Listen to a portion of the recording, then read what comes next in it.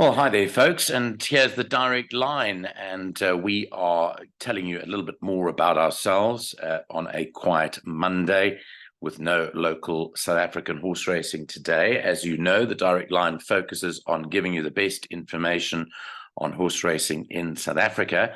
We've got a great team behind us, and I wanted to just explain to you why we've gone the subscription route.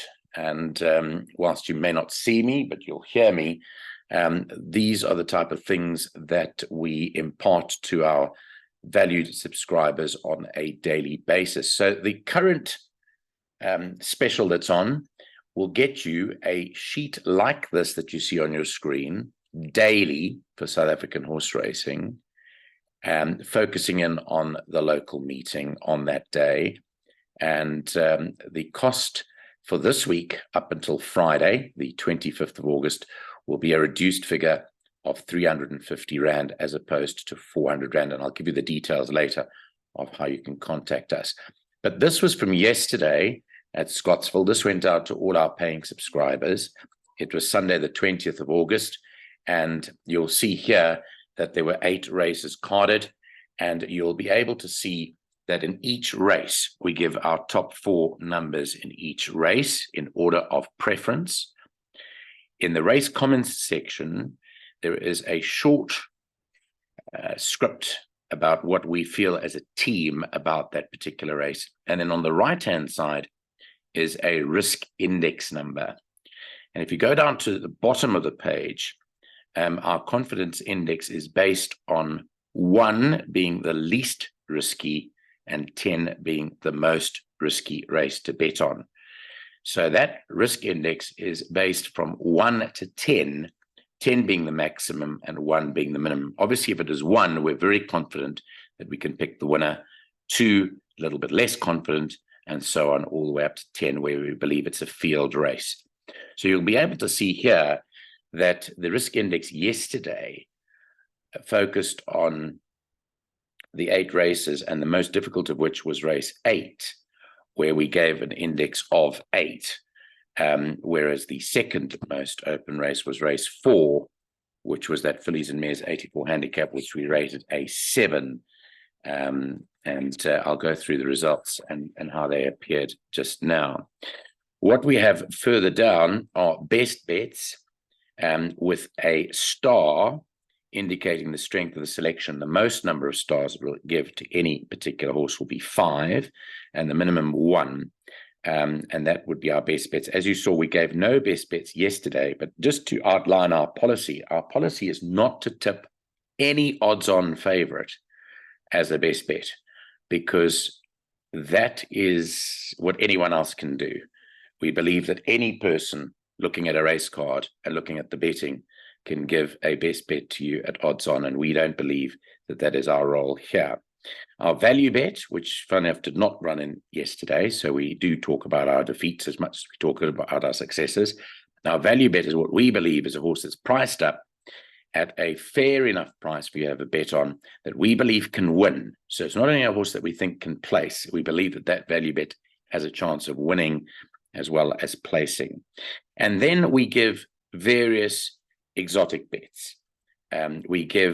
Normally we give a place accumulator, but sometimes we'll give a buy pot, and then very rarely will we give a pick 6. If there is a carryover pick 6, we are likely to do so. We believe it's a very tough bet to catch, and we don't believe throwing money down the drain is in the best interests of our punters and our subscribers. A lot of people give you pick 6s and catch one once in a while, but we believe to go for the bets that are catchable. And hence for yesterday's bets, we gave the place accumulator, and we gave both jackpots, jackpot 1 and jackpot 2. Right, let's go into how we fared yesterday very quickly. I want to go through the card with you. I'm not going to make it long and drawn out, but the first race of the day was a maiden over 1,200 meters. And here our selection was Future Flow to beat home Gorgeous Guy, 6:15, and then 5 last ones standing, and then 17 T-Rex.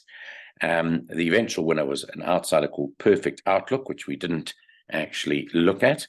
And the second horse was King Pelly's. But why we didn't give a buy pot yesterday was we believe that this race was not strong enough for us to tip a bipod, and hence we gave it a risk index of 4. Our selections ran third and fourth, being 6 and 15 in that race. We did not pick up the winner at all in our selections. On to race 2. If you look at our race comments, an open-looking race with a few having winning chances here. The winner should come from our top 4 selections, but it did not. The winner was number 3, Miss Olberg. Again, we tipped it as a 4, not being easy and not being difficult, but we believe that we were unlucky with Minogue there, which we think should have won the race in retrospect. Q the Rebel, number 9, was tipped second, and then we were a bit off with our other selections there. But in the place accumulator, we survived, obviously, with the horse Minogue running into the money and kept us in the PA in the first leg. Then the third race was the start of the pick 6. Here, we believe that trainer Mike Miller was very, very sure of winning the race in terms of what we had a look at. We liked Billy of Tea and Ancient World. We tipped them the other way around, though, but we tipped it as a slightly easier race. In fact, our lowest risk index yesterday was 3. And here we managed to tip it quite right, because both our horses 4 and 6 ended up in the place accumulator in that third leg. And trainer Mike Miller did win the race. Then let's move on to race 4, which was that Fillies and Mares 84 handicap. Here we didn't really like the race. We thought that a few had chances, and eventually the winner went to Sea Goddess, which was our third selection in the race, number 4. Soldier's Eye ran second, and that was tipped to win. And then Grandi Ricci ran third, and that was our second selection. So we did get the race pretty spot on. We didn't like the race, but we managed to treble up in the PA in that race. And we went the field, as you can see, because of the nature of the open race. We were looking for a result, but we did get a bit of a result with Sea Goddess winning, and that was our third selection. So we did get that in our jackpot 1 as part of the field 1 to 10. Then race 5, that was what we believe to be a 2-horse race between Mrs. Browning, number 3, and number 8, Sun Blush. This being a graduation plate, it really hinged on the best rated horses in the race, and we thought it was a 2-horse race, actually. We tipped it as a 3, basically because we thought Mrs. Browning or Sun Blush would win, and hence we went 3 and 8 in the PA and doubled up. You'll see that we went slightly wider than the jackpot by going the Africa House and putting in the other horse there, number 2, Music is Life. We thought that we might get a bit of a run for our money with the Apprentice on, but we came through the jackpot. We should have really played that 3 and 8, because we did the jackpot 2, and we only took 3 and 8 there. So we survived both the jackpots and the PA. We doubled up. The 6th race went off at 3:20 yesterday. And again, this was midstream. We rated it a 5. Our selection was here in race 6, numbers 6, 1, 10, and 9. Princess Arlo tipped to beat Divine Moonlight. We then went for Maquette in 3rd and number 9 in 4th. Maquette was the eventual winner, and well ridden by Muzieni. And if you look at the script here, the race comments, we said we make this a hotly contested sprint. Princess Arlo and Divine Moonlight are young horses carrying heavy weights, and that may allow horses like Maquette, who's a course and distance specialist and flying the Star first run for a new stable, and also Here and After, to get a blow in. So you can see there that we didn't really like the look of the race, and hence we went 1, 6, and 10 in the PA, surviving with number 10, Maquette. And obviously coming through the jackpot, where we went fairly wide in the jackpot 1, with all of 1, 3, 6, 7, 9, and 10, and those same numbers in jackpot 2. Incidentally, there was a scratching number 7, Swiss Paradise, which would have gone as the tote favorite, but that didn't win either. On to race 7, which was a Fillies and Mares 90 handicap, and here we rated that slightly easier at 3. What we said here was that National Star and Lucky Miss are the horses to concentrate on in this race. These two should dominate proceedings, whilst National Star came into the race late. Lucky Miss and Muzieni was our star performer here. We gave chances to Kaylin, Woodland Retreat, which was eventually scratched, and Ravula Zana. But as you can see, we were pretty confident that 7 or 8 would win it, winning the jackpot 1, by taking 7 and 8, coming through 1 out of 2 in the PA, and also coming through jackpot 2 with just 7 and 8, 7 being the winner. But again, it was rated a 3, which meant we were a lot more confident than, let's say, the previous race, or for race 4 for that matter. And then the last race we made ultra tough, although Captain Who was our value bet, which didn't run anywhere. Our selection there was 4 to beat 2 Pongola. Third was the 7 Brave Voyager, which eventually won the race. And fourth was number 9, which was Thunder Masala, which also ran a good enough place in the race. We doubled up in the PA because we went all of 2, 4, 7, 9, and hence we caught the place accumulator.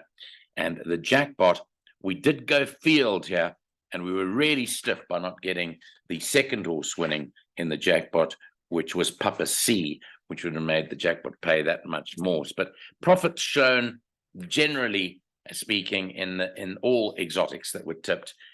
So all of the jackpot 1, PA, and jackpot 2 yielded a profit. There were hence no best bet, so we didn't go up that. And then the value bet, unfortunately, would have shown a bit of a loss. So that's a look at our selections yesterday, just to show you how our sheet works, and hoping that you do come on board. Now, let's tell you how you can get on board and who to contact. So I've told you a little bit about what we are and what we do, and this is the slides that just basically tell you that we're offering a 12.5% discount on our monthly subscription fee. By the way, whilst we say it is a month, it is a period of 4 weeks that you're paying for. It is exactly 28 days that you are getting the normal 400 Rand fee that you're paying for. But here, for this week, we're offering a 12.5% discount, meaning that you only have to pay 350 Rand. But more importantly as well, is for those of you that want to try us out, maybe this is what you should be going for. This opens on the 1st of September. It's a 3-day, almost like a short little stint with us for 3 days. It'll cost you 200 Rand, and it'll cover 3 race meetings: the Fairview meeting on the 1st of September, the Turffontein big meeting featuring the Spring Spree Stakes on the 2nd of September, and then Scottsville Racing on the 3rd of September.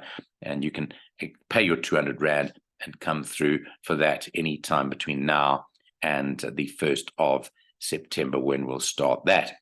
Now, here is the contact details. It is Bella that you need to contact, and she is contactable on either a WhatsApp or mobile number. You can phone her or WhatsApp her on 079 390 5747. If you are calling internationally, add the country code +27 and drop the 0, and then you'll be able to get hold of us. Or if you don't want to speak to us, but you would like to contact us anyway, our email address is thedirectlinesa@gmail.com, and we'll be sure to get back to you.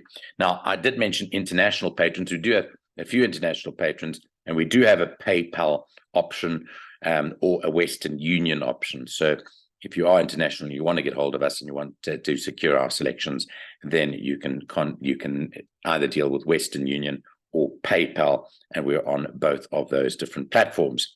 If you'd like to pay your money and to get involved and to come on board quickly within the next day to be in time for tomorrow's VAL selections, because we do resume our local program tomorrow at the VAL, then there are our banking details. It is a First National Bank check account, and it's under the name Clocking the Gallop, which was our predecessor of the direct line. The number is 6290552831, and our branch code is 250655. Just remember, when you do your deposit, as part of your reference, so that we can track it on our bank statement, please use as the reference your name or just your surname and your mobile number.